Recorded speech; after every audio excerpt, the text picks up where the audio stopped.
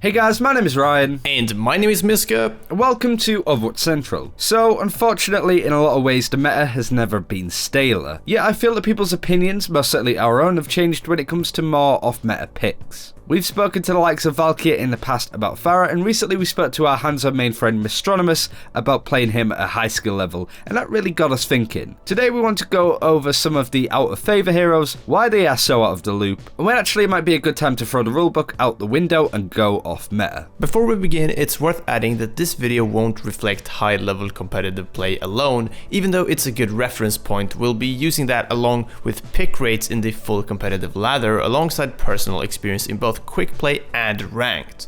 We can also not go over every single hero that is counted as a bit of an unorthodox pick, as there simply are too many. The likes of Torbjorn and Bastion are a little bit more self-explanatory as to when they should be used. It's also important to highlight that some people can make good use of certain heroes regardless of team comp and scenario. Off-meta is unpredictable, and this is both good and bad. Good that you can surprise the enemy and make them struggle against your surprising lineup.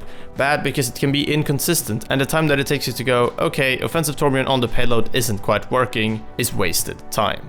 The first hero we want to talk about, of course, is Farah, a high damage hard to hit hero at the best of times with an ultimate that can mow you down within seconds. She's still off meta for a number of reasons. The main one is that she can be shut down easily by our meta princess D.Va. A lot of heroes in this list come under this problem too, but Farah just seems to be too easy to, in inverted commas, hard counter, even if that isn't strictly true sometimes. I feel that playing Farah comes down to team comp mod and maps or game mod specifically. Although points inside or with at least a roof over your head are difficult positions to move around in. Basically, if you're the lead DPS and the team work around you, you can really do work as Farah, especially if you're very good at her. But it's one of those things where if you need a second time and you end up picking Farah, then you're going to struggle. The reason why it works for the likes of Valkyrie and co is that they make it work around him, and it's a lot better to pick a hero that you're incredibly good at, even if it is a little bit off meta, than to try and force yourself to play Soldier because he's a lot stronger at this current point in time. It's a very fine line to balance, but you learn to do it over time and with experience.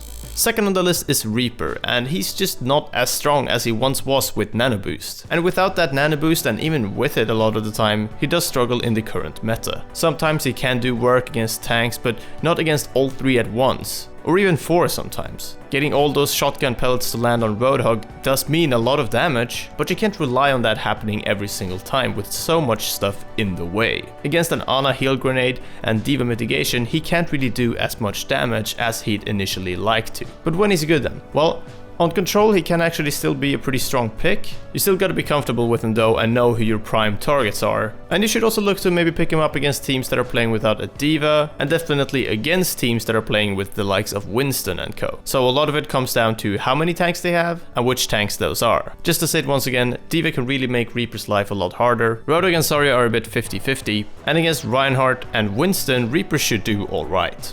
Junkrat for me is one of the most fun heroes to play in the game, yet he pretty much defines off-meta heroes and is the most problematic hero in this pool to sort of work around. He has huge damage output, yes, and good territorial denial, but loses out with his lack of focus and kill confirming. And much like all of the other defense heroes, he's a bit of a sit off the point and fight from a distance kind of hero, which during this meta with big brawlers is next to useless in a lot of situations. He will struggle on maps and game mods that are based with a vast open area due to his weapon, but with this in mind it does make him incredible in closed off areas and chokes. The place that springs to mind is the Temple of Anubis first point, or any real assault map with a choke point that's as potent as that. Dorado and Eichenwald first point also work well for Junkrat, as the slopes and tight chokes make it difficult for the enemy to maneuver on through. But for me, he's the hero I definitely don't want to see in my team if I can help it. Whilst I see the appeal in both what he can bring to the table and how much fun he is to actually play, his drawbacks can give you many disadvantages in fights without you really knowing about them. Tracer feels like rain on a tin roof, with the heavy-handed heroes currently being in charge. Whilst she can get some serious damage into the side of Roadhog and Reinhardt, Winston, Zarya and again D.Va will mitigate a lot of the damage that you have at your disposal. There's so much damage in the air between both sides, and Tracer can easily find herself dead in seconds just by being in the wrong spot. Control is still a good choice option for Tracer though, and being able to position yourself a little bit more freely around the map is a great thing to have in those situations. Also, as part of those more aggressive dive lineups with Genji, Winston and D.Va, Tracer can fit in really well.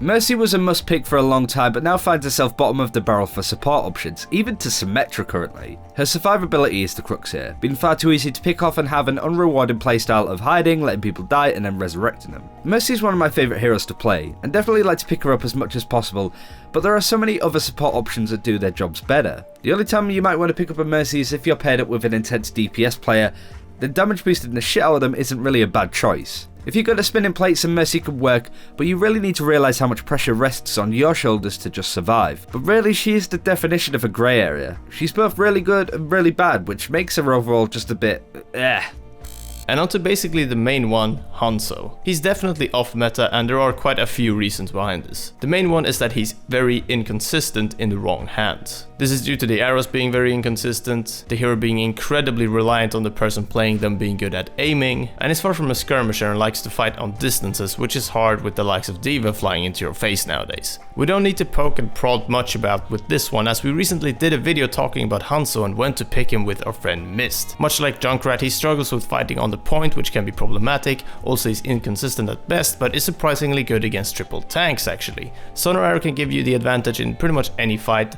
and he's got a super strong ultimate too. Hanzo's Zarya combo with the ultimates is actually still incredibly strong, and the Scatter Arrow is actually a lot more powerful than most people realize at first. King's Row Offense and Gibraltar are standout maps that Hanzo can use the high ground on. I'd avoid him a little bit more in control though. Snipers just don't suit the game mode as well. But yeah, offense and defense on most payload maps he can actually do alright on, but it really is a lot of effort for average reward. And that's it for this time. Thank you very much for watching. We hope that we've at least highlighted some situations where the heroes that you play may not be suitable or may be suitable. Again, all of these heroes that we've listed can win you the game easily if you play it in the right situation, against the right team, and with the right team. You won't throw the game if you play any of these heroes, but if you don't work as part of a team with your composition and your plan, stuff like that, then you can play any hero and you'll still suffer. We just wanted to highlight that these heroes are still good, but with the current climate of the game, it's very difficult to make them work constantly. Thanks again for watching, take care, we'll see you next time.